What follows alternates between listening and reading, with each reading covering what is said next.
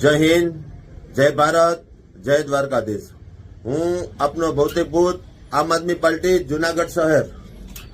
હવે મારે એક વાત કરવાની છે કે આમ આદમી પાર્ટીના જે કાર્યકર જુનાગઢની વાત કરું ને તો એની કોઈ વેલ્યુ જ નથી। કારણ કે મનોજભાઈ સોરઠિયા હોય કે ગોપાલભાઈ ઇટાલિયા હોય એ હિટલર ચાય ચલાવે છે।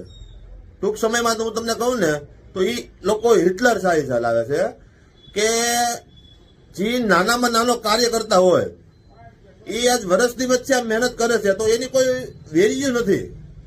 એટલે મારે આમ આદમી પાર્ટીને સંદેશો આપવા માંગુ છું કે આવનારા સમયમાં જો એવું થાય તો આપણી આમ આદમી પાર્ટી ખાડામાં જાહે એ લખી લેવાનું તમારે। અને આજે આમ આદમી પાર્ટીની અંદર મહિલાઓનું કોઈ પ્રકારનું સન્માન જ નથી, જેના કરીને કહેવાય કે આપણા ગુજરાતના મહિલા અધ્યક્ષ રેશમાબેન પટેલ એ ટૂંક સમયમાં રાજીનામું આપશે એ ચોક્કસ છે। અને જો કોઈ પાયાથી કામ કરતો હોય માણસ અને છેલ્લે ચૂંટણી આવે અને એને કામ આપવામાં ન આવે અને બીજાને ઉભા કરવામાં આવે તો આ ચલાવી દેવામાં નહીં આવે। આ પાર્ટીને નુકસાન છે, મોટામાં મોટું પાર્ટીને નુકસાન છે।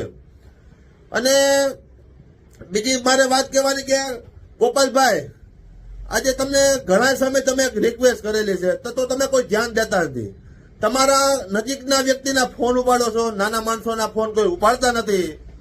એટલે મારે તમને કહેવાનું કે જે પાયાથી જ કામ કરે છે એનું તમે કામ કરો, એટલી જ મારી આશા છે। જય હિન્દ, જય ભારત।